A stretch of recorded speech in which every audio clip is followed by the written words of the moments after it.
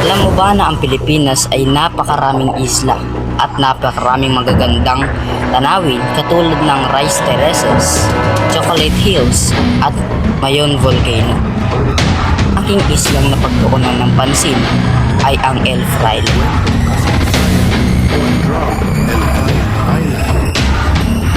El Fraile. Walang kahit anong puno, walang kahit anong mga gamit na kakailanganin, walang kahit anong hayop ang nakatira doon, kundi palibot niya ang dagat. Noong 1896, nang sumakop ang mga Amerikano, sabay na rin sumakop sa Pilipinas ang mga Hapon. At ang Amerikano naman ay dumipensa sa Manila Bay at nakita nila ang islang napakaraming bato na walang puno. Ito ang Fort Drum o mas kilala sa tawag na El Fraile. Ang El Fraile kasi ay ginawa nilang battleship na kung tawagin nila yung Fort Drum dahil ito ay napakalakas. Nang hindi nagtagumpay ang mga Amerikano sa pagpatumba ng mga Hapon, ay kanila itong binomba at sakto namang sumugod at mga Hapon sa Fort Drum o ang El Fraile.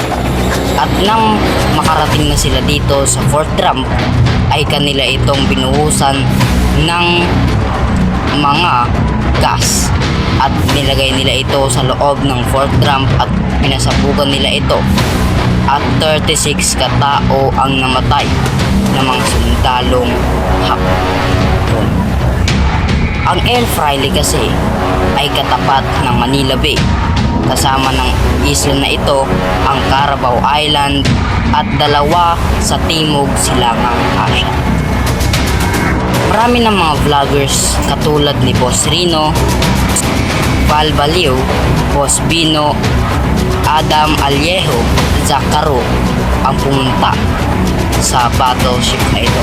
At lahat ng mga pinanood kong vlogger si Adam Alyejo lang ang nakalibot sa buong El Fraile o tinatawag nilang Fort Drum.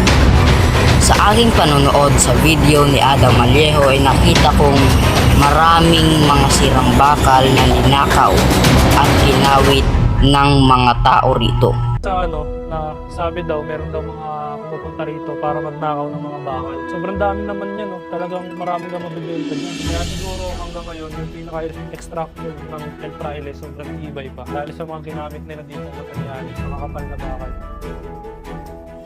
At pinagsamantalahan nila ang mga bakal at mga tanso para ibenta nila sa mga nangangalakal. At paano kung pagising mo ay nasa loob ka na ng battleship noong 1965?